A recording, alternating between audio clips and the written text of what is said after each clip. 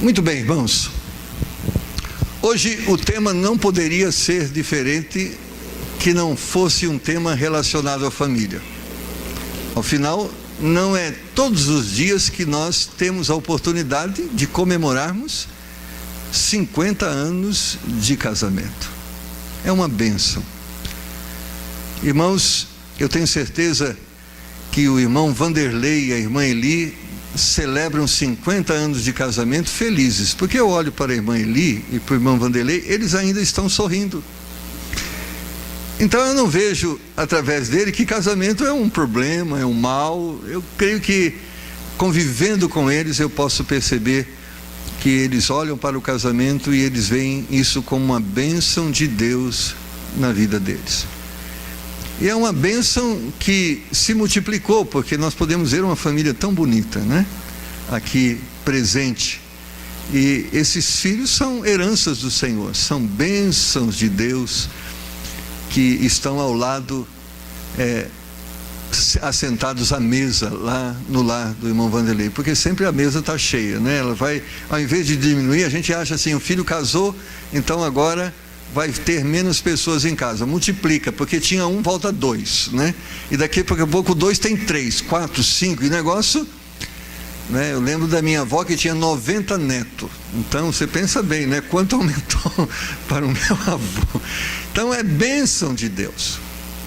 Agora, se nós estamos a celebrar bênçãos, a bênção do matrimônio, a bênção de 50 anos de matrimônio, infelizmente, irmãos, nem todos têm podido ter esse momento de celebração.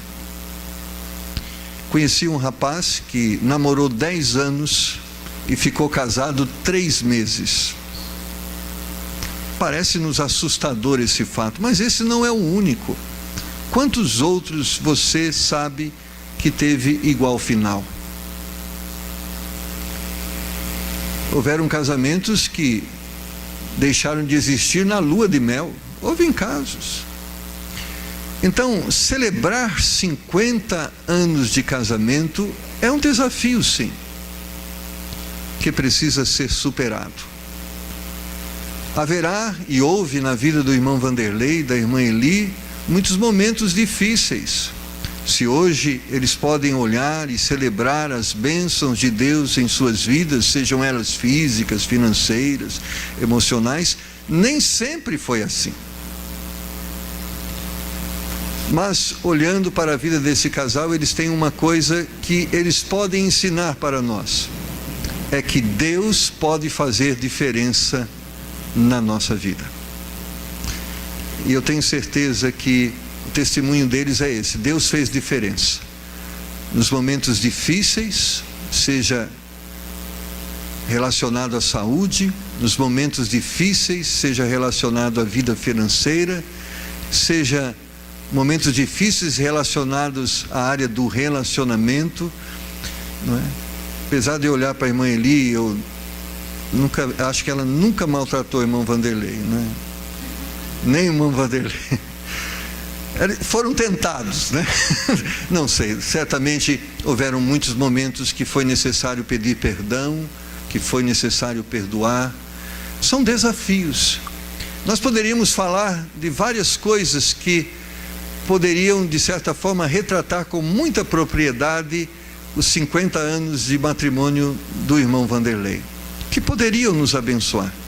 Mas uma das coisas, irmãos, que eu creio que eu posso perceber na vida do irmão Vanderlei é a harmonia com que ele desenvolve o seu relacionamento com a sua esposa. Então, eu creio que isso pode nos abençoar, porque a Bíblia nos ensina a como nos harmonizarmos uns com os outros. Abra sua Bíblia em Gênesis capítulo 2 e versículo de número 24. Gênesis capítulo 2 e versículo 24. Gênesis é o livro das origens, onde tudo começou. E o casamento é uma instituição divina, e começou no Éden também a instituição casamento. Mas no capítulo 2, versículo de número 24, Deus falando sobre esta instituição e nos mostrando em que circunstância, em que ambiente ela deve ser constituída. Está escrito assim: portanto, deixará o homem o seu pai e a sua mãe, e apegar-se-á à sua mulher, e serão ambos uma carne. Vamos orar? Deus, o Senhor criou a família, e o Senhor a cercou de bênçãos. O Senhor escreveu um manual para que nossas famílias sejam famílias abençoadas. Nessa noite, Senhor, temos diante de nós esse manual, que fala de tantos aspectos acerca do casamento. Talvez não vamos poder explanar sobre cada um deles, mas gostaríamos de sermos abençoados pelo Senhor nesta noite, com respeito ao tema harmonia. Pai, o Senhor deseja que os nossos lares sejam lares harmoniosos, não lares de intriga, de confusão, de briga, mas lares harmoniosos. Então nos ajuda a realmente vivermos esse desejo do Senhor, nos orienta a produzirmos harmonia em nossos lares. Nós pedimos isso em nome do Senhor Jesus. Amém. 50 anos de casamento não significa que todos os problemas estão resolvidos e que não existe mais problema. A vida é um desafio diário. As vitórias passadas, elas devem ser relembradas e celebradas, mas elas não nos garantem vitórias futuras. Nós temos que viver cada dia e superarmos desafios cada dia. Os problemas de ontem passaram, mas novos problemas e desafios estão diante de nós. Certamente, num passado muito próximo e não tão distante, não havia tantos problemas na área de enfermidade. Existia muita energia, existia muita disposição. Eu lembro da minha mãe quando ela dizia: eu não tenho tempo nem de ficar doente. Então era assim.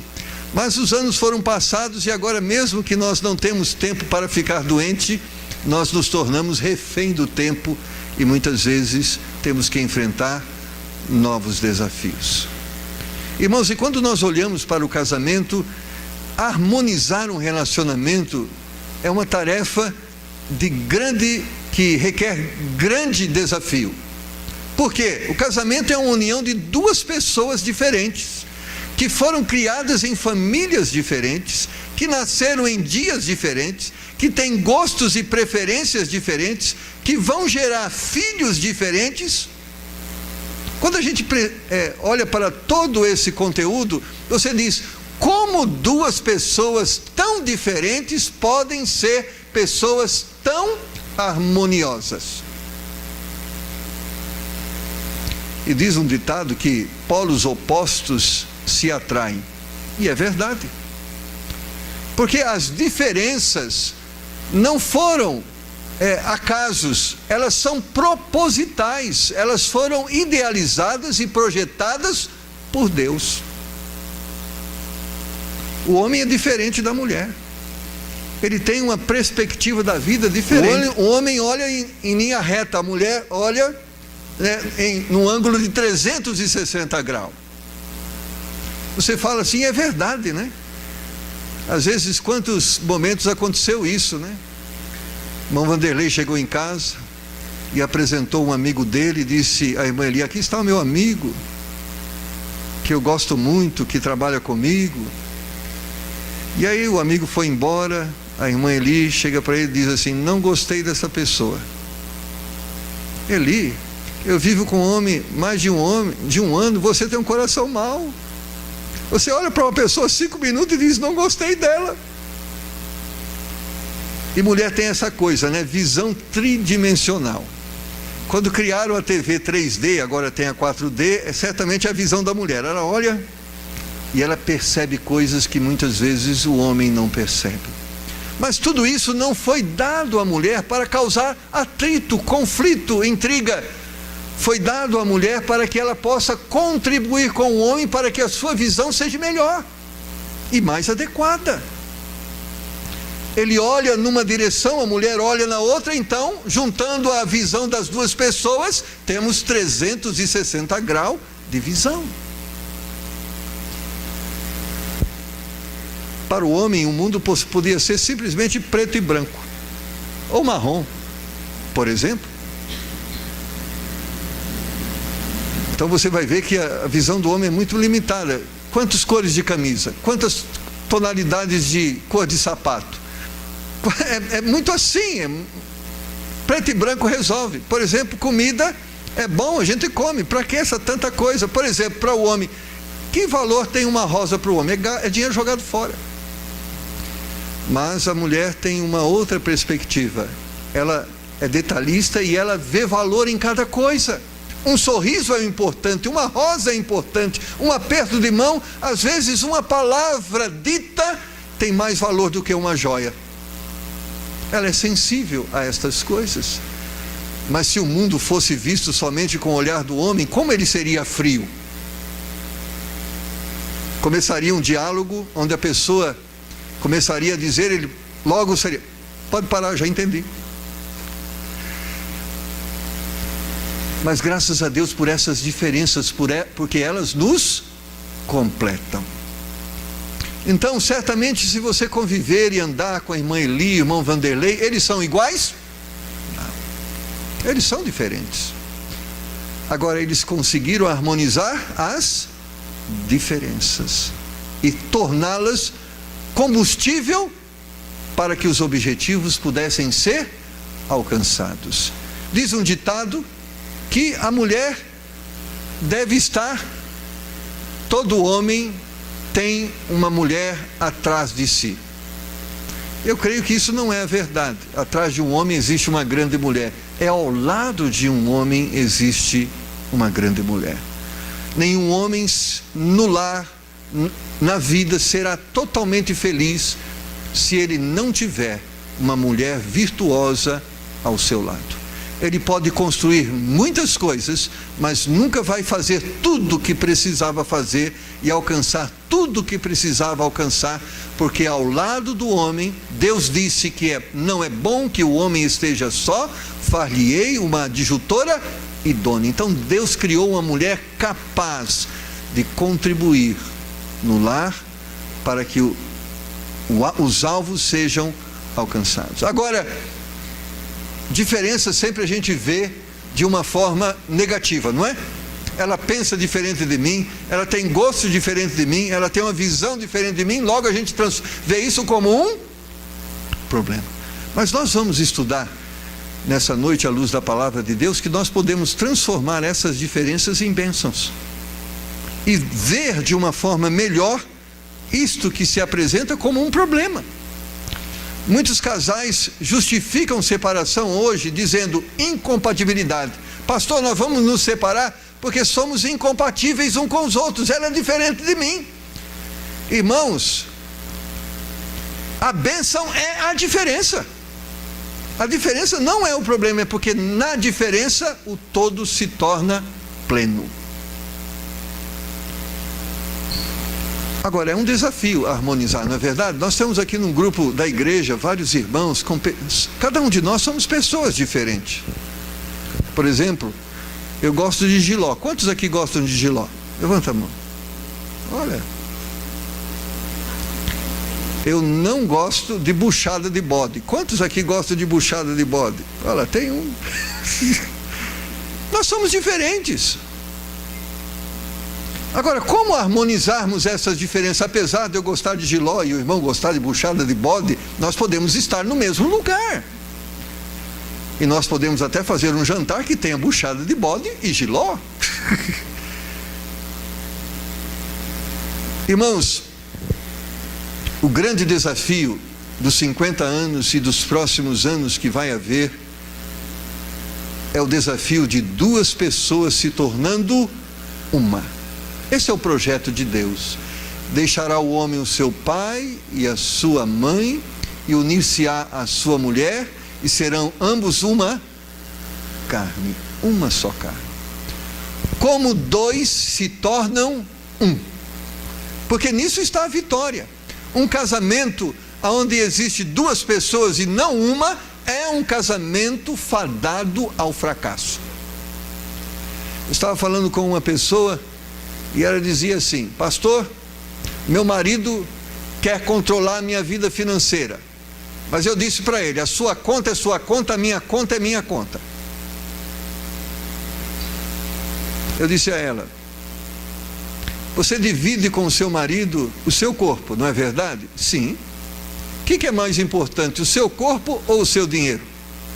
Ela disse: o meu corpo. Mas é interessante, você está disposto a dividir o seu corpo, mas não está disposto a dividir o seu dinheiro. É antagônico. Eu creio que o bem que nós mais temos precioso é o nosso corpo, e nós nos unimos a outra pessoa e dividimos o nosso corpo.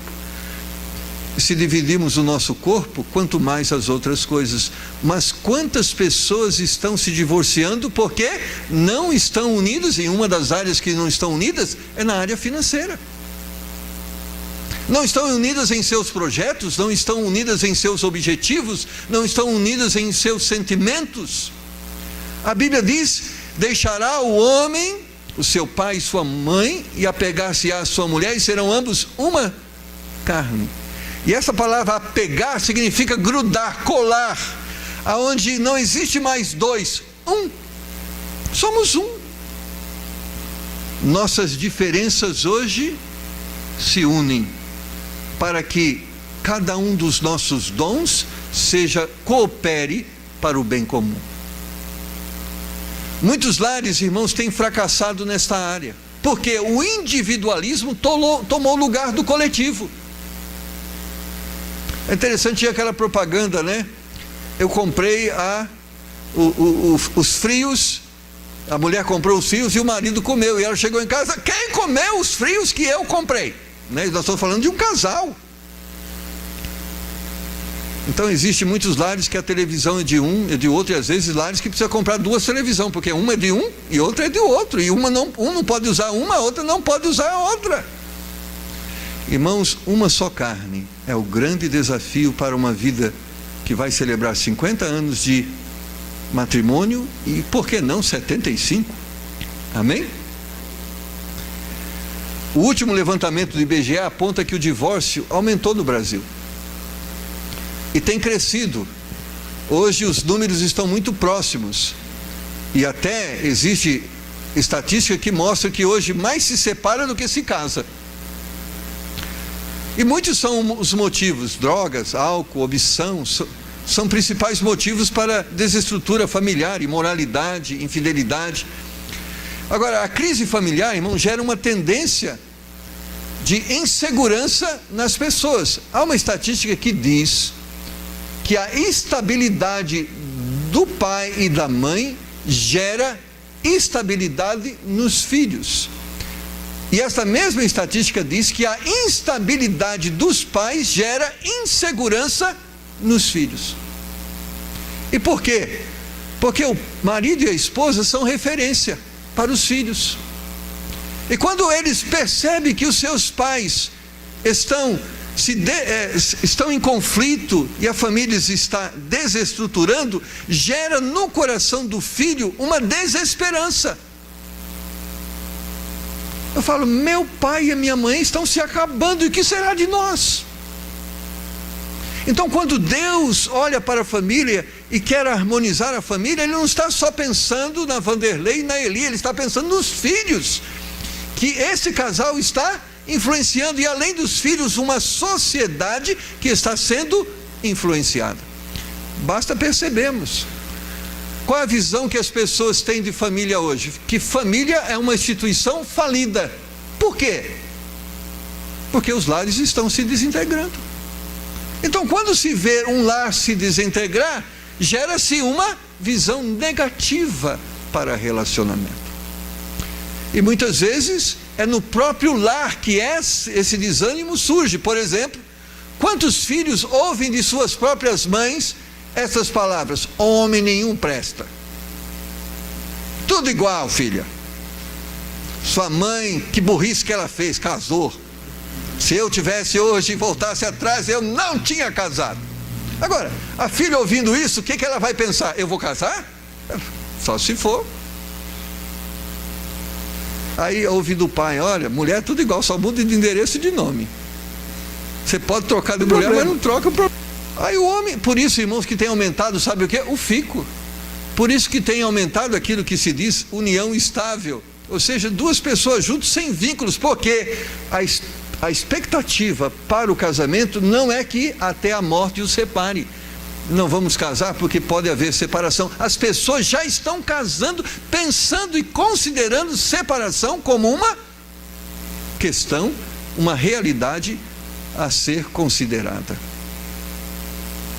Eu lembro que quando eu casei, o pastor Thomas chegou até mim e disse: Marcos, quero dar um conselho para você. Qual o conselho? Risca do seu dicionário separação. Porque se não houver separação, o que resta? Temos que ficar juntos. Porque quando separação é uma proposta, então nós vamos considerá-la. Mas quando ela deixa de ser uma proposta, só nos resta ficarmos juntos.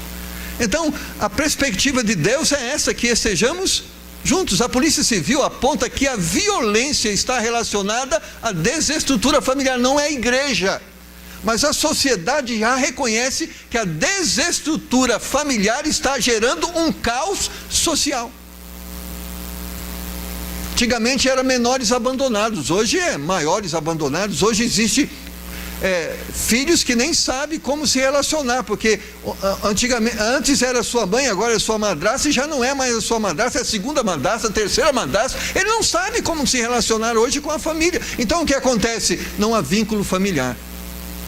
Eu lembro, eu sou do tempo que eu conheci todos os meus primos, porque havia um vínculo familiar, uma identidade familiar. Antigamente a família tinha um nome, por exemplo, a minha família é Silva da Silva. Não dá risada, tá? Então a família Zucchi, que era dos meus avós. Agora a família, quando você vai casar, não precisa mudar de nome, porque não tem mais esse negócio de preservar um nome, uma identidade. Você pode ter o seu nome, você tomar o seu, porque isso vai facilitar. Se você se separar, não precisa mudar o documento. Então todo mundo está sendo planejado, olhando tendo uma visão de que a família não vai ter vida longa.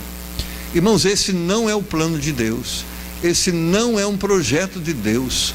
50 anos de casamento deveria ser uma realidade tão comum que todos os meses nós deveríamos estar a celebrar.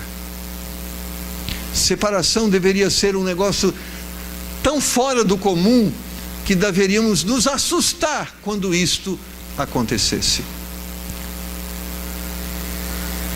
Falta afeto entre cônjuge, entre pais e filhos, falta harmonia no lar.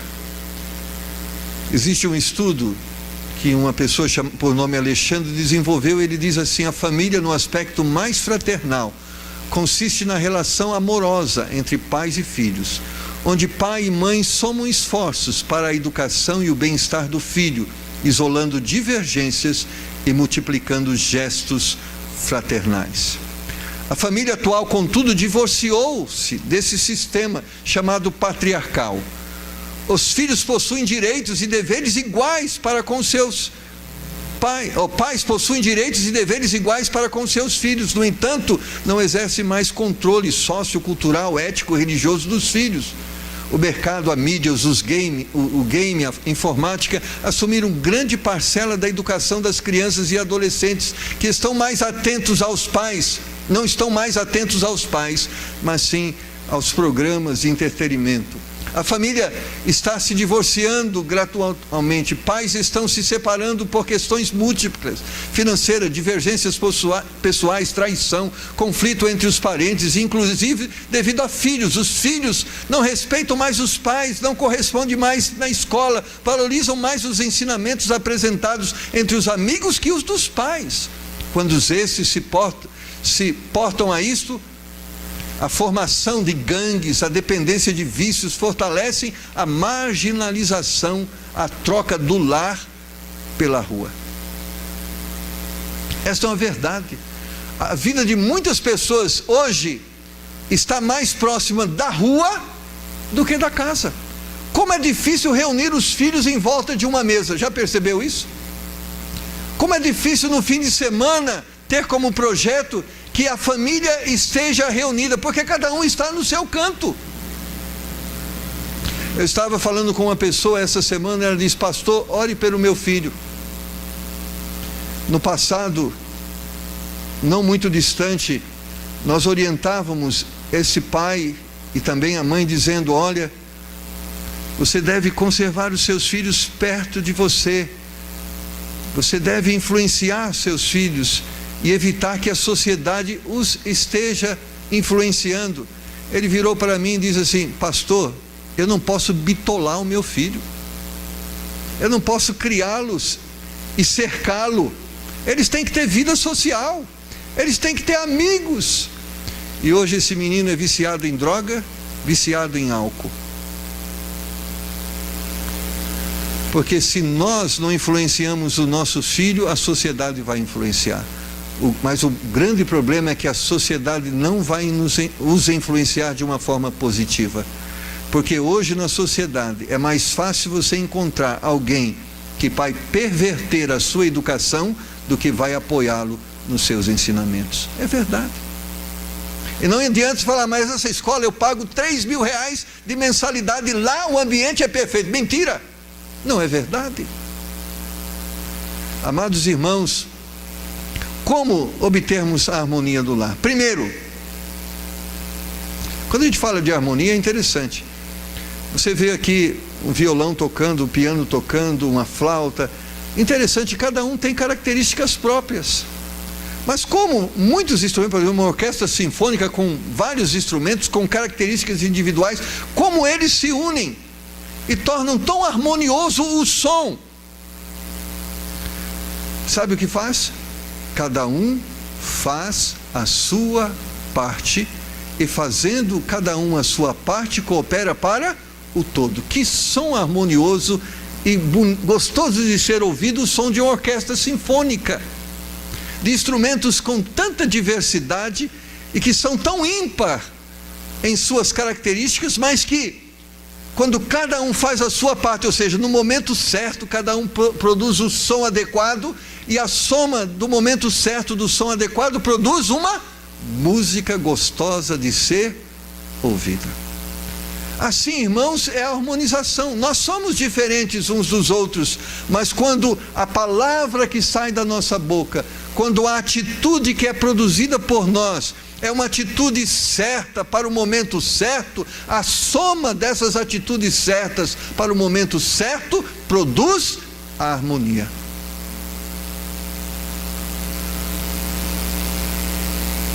Há 3 formas de promovermos a harmonia no lar. Número 1, nós nos harmonizamos quando convergemos os nossos objetivos.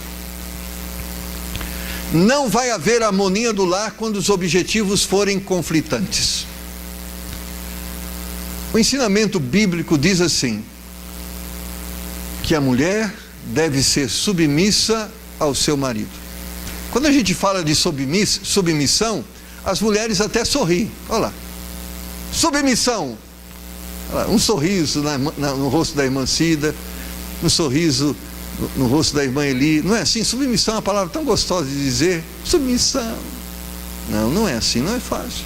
Submissão não é uma palavra, é fácil de ser falada, mas como é difícil de ser vivida. Mas por que o Senhor ordenou e exortou a mulher a ser submissa ao seu marido? Porque Ele diz que a harmonia só pode existir quando houver convergência de objetivos. O que é submissão? Submissão significa não existe 2 missões, existe uma só. Não existe 2 caminhos, existe um caminho só. E por isso, para resolver o problema, Deus falou: você deve liderar a sua família, e a sua esposa deve ajudá-lo no objetivo que Deus tem dado para a sua família. Então a submissão é importante para a harmonia. Um casal onde cada um vai para um lado, cada um pensa de uma forma, não, quando eu falo de uma forma, não estou falando de convergência de dons e valores, estou falando de divergências. Um quer ir para a direita, outro quer ir para a esquerda. Um quer ir para ali, outro quer ir para lá. Um pensa assim, outro pensa de outro jeito. Não vai haver harmonia se não houver convergência de objetivos. É importante que o Pedro diga para a Regiara: é lá que nós devemos chegar. É isso que nós devemos conquistar. É nessa direção que nós devemos ir. É importante que ela esteja consciente. Porque sabe o que tem gerado muito conflito? É que a mulher está tentando ajudar um homem que não sabe para onde vai. Você deve ser submisso para onde? Não sei. A submissão não é emocional, ela é racional. Submissão é isso: diga para onde você quer ir, vamos discutir nossos objetivos, mas a partir do momento que determinarmos esses objetivos, conte comigo, eu vou te ajudar. No casamento, irmãos, quando um quer comprar uma casa, dois devem querer. Não dá para que um queira e outro não, porque enquanto um trabalha para conquistar, o outro trabalha para que isso não aconteça. Não pode. Nós estamos juntos.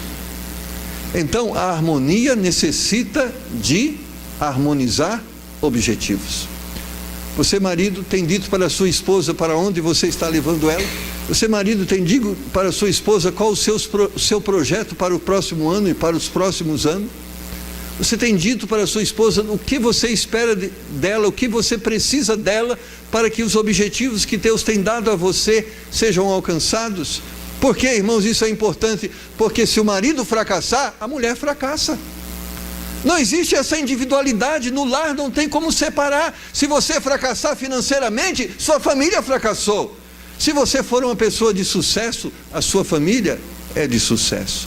Então, para que o sucesso seja celebrado, os objetivos têm que ser compartilhados. A segunda coisa importante: nós nos harmonizamos o nosso lar através da convergência da fé. É importante profissionalmente nós determinarmos aonde nós queremos chegar. É importante financeiramente que nós determinamos aonde nós queremos chegar.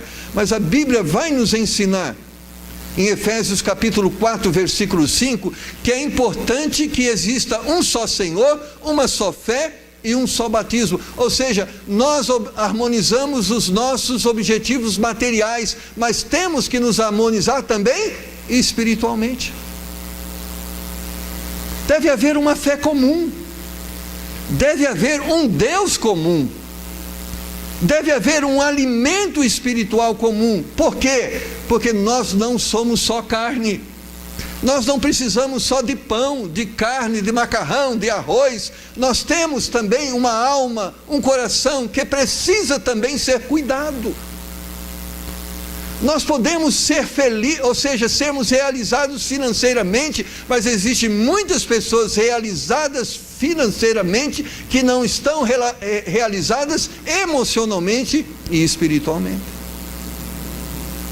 Não basta estarmos juntos para ganharmos mais R$1, porque a vida não termina aqui, ela transcende o tempo presente, ela adentra a eternidade. E a Bíblia vai dizer com muita propriedade: o que adianta nós ganharmos o mundo inteiro e perdemos a nossa alma. A vida não consiste em olhar para os nossos filhos e pensarmos no melhor dele profissionalmente. Eu quero formar meu filho em medicina, em engenharia, em arquitetura.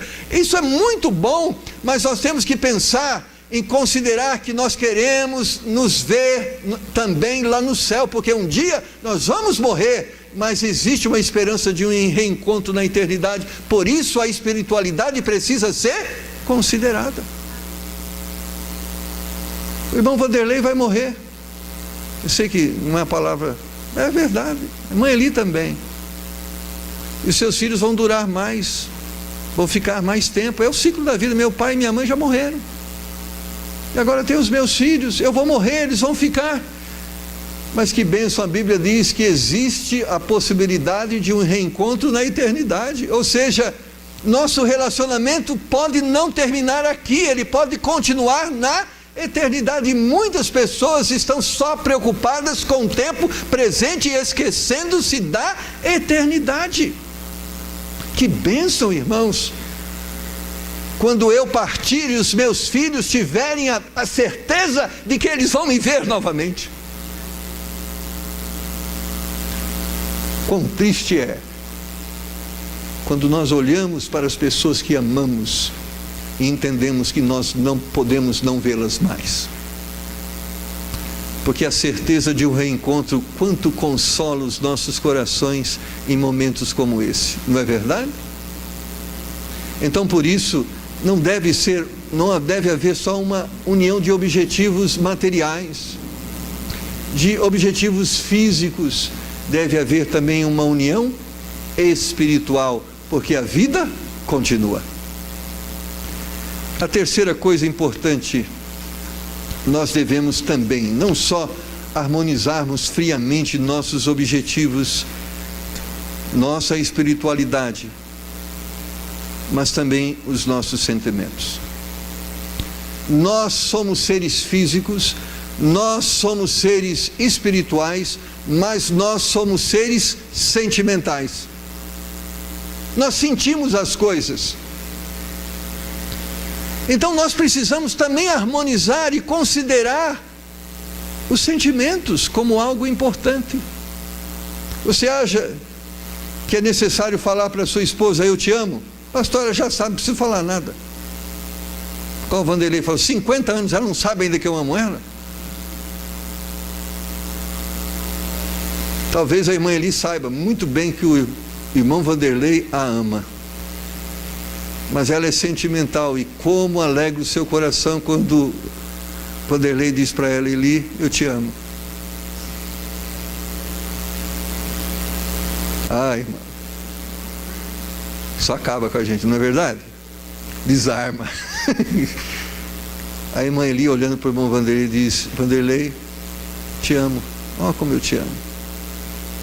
Na correria da vida, nós temos deixado de considerar que somos pessoas com sentimento.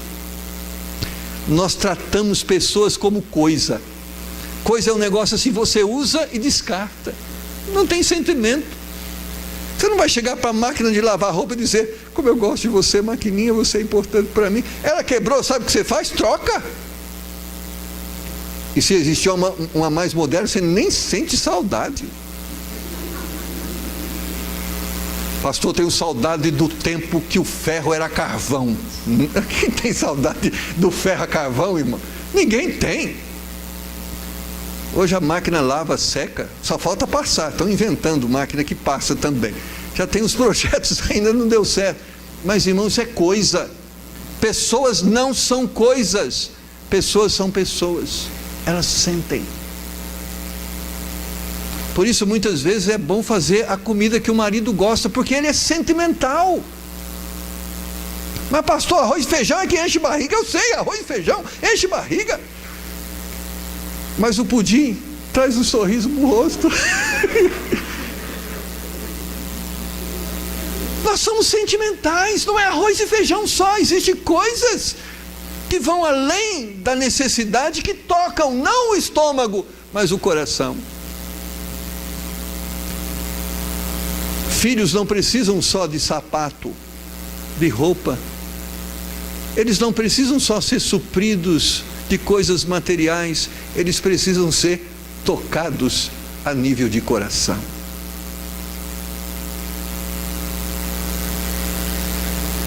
Mas quantos casais, quantos pais estão a se agredirem? Quantos filhos já ouviram dos seus pais, você é uma desgraça na minha vida?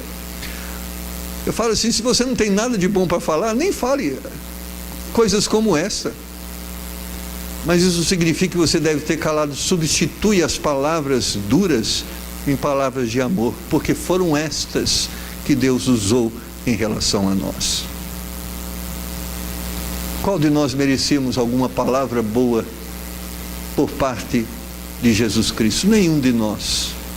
Mas sabe quais as palavras que ele usou quando estava na cruz, sofrendo a dor pelos meus e os teus pecados? Ele disse: Pai, perdoa-os, porque eles não sabem o que fazem. Nós somos seres físicos, precisamos nos harmoniar nos nossos objetivos materiais, nos nossos projetos educacionais. Nós somos seres espirituais. Nós temos que considerar que precisamos estar juntos também na fé. Mas nós somos seres também emocionais. Nós precisamos amar-nos uns aos outros. É isso que a Bíblia vai dizer em 1 Coríntios capítulo 13, versículos 1 e 3. Ainda que eu falasse a língua dos homens e dos anjos e não tivesse amor, seria como um metal que soa, como um sino que tine. Ainda que tivesse o dom de profecia e conhecesse todos os mistérios e toda a ciência, ainda que tivesse toda a fé, de maneira tal que transportasse os montes e não tivesse amor, nada seria. Ainda que distribuísse toda a minha fortuna para sustento dos pobres, ainda que entregasse o meu corpo para ser queimado e não tivesse amor, nada disso me aproveitaria. Sabe o que a Bíblia diz? Você pode ter dado tudo para o seu cônjuge, tudo para o seu filho, mas se não deu amor, você não deu nada. Sabe o que o mundo está precisando, irmão? De amor.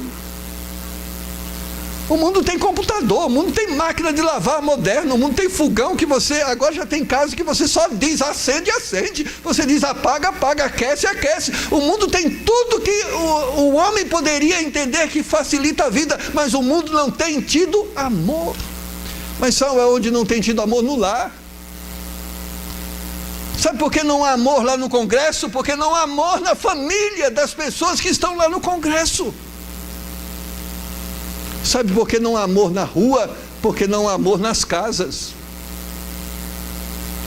E se nós podemos dar tudo, mas se não dermos amor, nós não demos nada. Amados irmãos, a Bíblia nos diz que a harmonia é resultado de atitude. Nós temos que liderar nossa família, mas precisamos dizer para onde estamos liderando. Nós temos que cuidar de nossas necessidades físicas, mas também temos uma alma e nós temos que considerar a eternidade. Somos físicos, somos espirituais, mas somos sentimentais e precisamos considerar isso. E se nós harmonizarmos nestas três áreas a nossa família, ela será feliz. Ah, irmãos, uma família unida nos seus objetivos, uma família unida na fé, e uma família unida em seus sentimentos, não tem como ser uma família infeliz. Não estou dizendo que não tem problema, nós temos problema, que não tem dificuldade, nós temos dificuldade, mas se estamos juntos, nós vamos superar as dificuldades. E vamos usar esta força da nossa unidade física, espiritual e emocional, e os obstáculos serão superados. Muitas vezes a minha esposa me suporta porque ela me ama. Só por isso. Você pensa que é fácil ela dormir ao lado de uma pessoa que ronca de vez em quando? Não é fácil, não.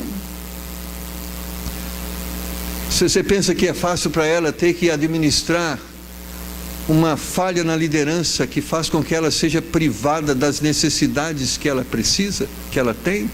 Não é fácil. Mas tudo isso é superado com a ajuda de Deus, com a visão clara de objetivo e com uma sensibilidade. E sensibilidade não é uma coisa olhando para si, porque para mim é fácil olhar para mim mesmo e dizer: minha esposa, faça pudim para mim. Mas é uma sensibilidade olhando para ela. O que ela precisa? Porque às vezes o egoísmo nos faz pensar que somos o centro do universo e que todas as coisas convergem em nossa direção. Uma ilha em que você estiver sozinho, sem ninguém ao seu lado, não vai ser um paraíso, vai ser um inferno. Porque a vida foi criada para que ela possa ser vivida em comunhão com outras pessoas. E quando nós destruímos o nosso lar, nós também destruímos a nossa felicidade. Mas se o nosso lar for edificado, fortalecido no Senhor, nós seremos felizes, amém? Porque nós precisamos uns dos outros. Você precisa de uma esposa e você, esposa, precisa de um marido. Deus disse que é assim e Ele é a verdade, amém? O seu lar está harmonizado? Há uma comunhão plena entre você e o seu esposo? Não há. Deus está dizendo como restaurar o seu casamento. Deus está dizendo através da sua palavra como ter uma família feliz. Sabe o que você deve fazer agora? Arrepender-se do seu pecado. Perdoe-me, Senhor, por não estar liderando a minha família da forma que eu devo liderar. Perdoe-me, Senhor, porque eu valorizo o material, mas tenho desprezado o espiritual. Perdoe-me, Senhor, porque eu tenho visto o material, o espiritual com muita propriedade, mas tenho sido insensível para com as necessidades emocionais do meu cônjuge. Deus pode te dar um renovo. Os seus 50 anos de casamento podem ser tão celebrativos quanto o primeiro dia do casamento. Porque a harmonia é um desafio constante. Porque sabe de uma coisa, meu amigo, e eu quero encerrar com essa reflexão. Existe um Deus que quer te ajudar para que essa união seja até que a morte vos separe. Mas existe um diabo que não quer que isso aconteça. E ele vai trabalhar dioturnamente para promover contenda, intriga, dissensão.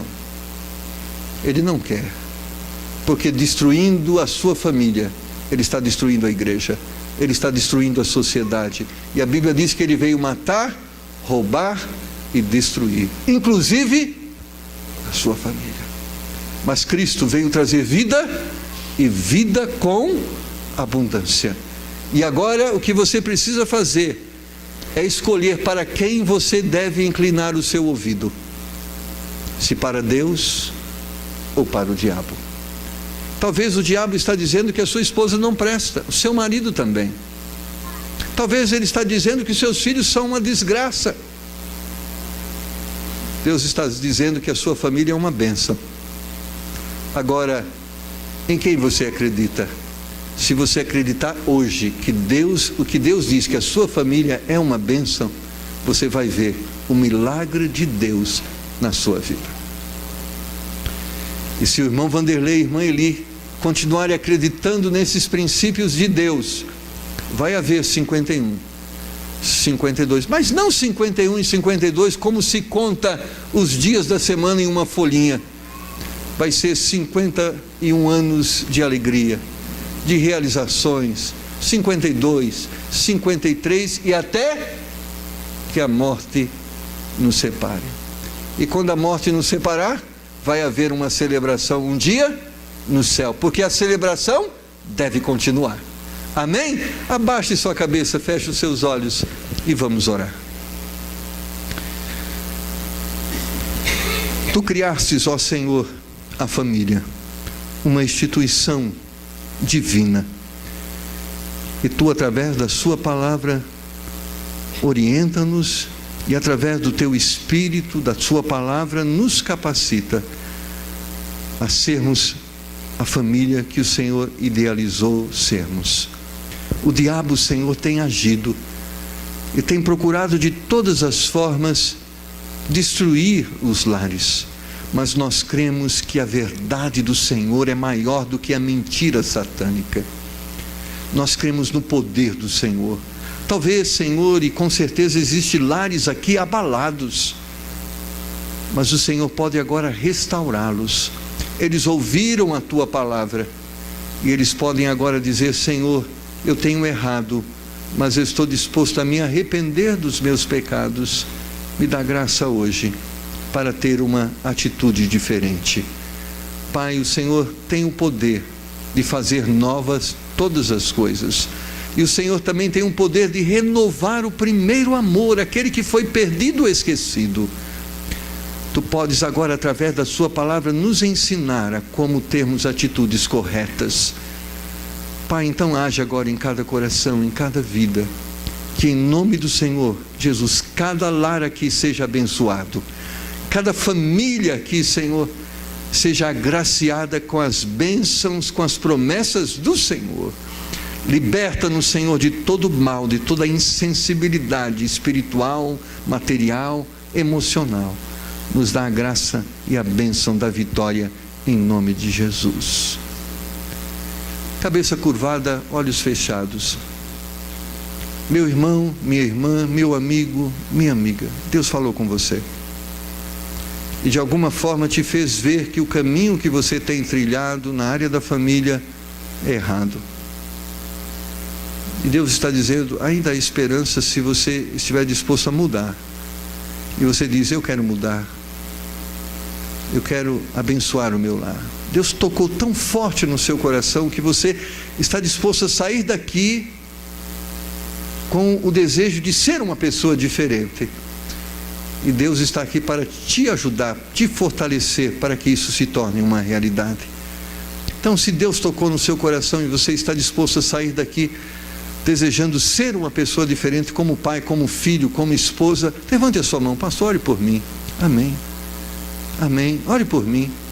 Deus tocou no meu coração, me fez entender que eu preciso ser uma pessoa diferente, e eu quero ser, e eu peço para que Ele me ajude. Mais alguém? Você já levantou? Outra pessoa? Levanta a sua mão. Pastor, Deus tocou no meu coração. Amém. Graças a Deus. Eu quero ser uma pessoa diferente, um pai diferente, uma mãe diferente, um filho diferente, para a glória do Senhor. Pai, o Senhor está vendo cada mão, cada coração, cada pessoa. Eles precisam do Senhor, porque os desafios vão além de suas possibilidades. Mas o Senhor pode agora socorrê-los, ajudá-los, fortalecê-los, em nome do Senhor Jesus.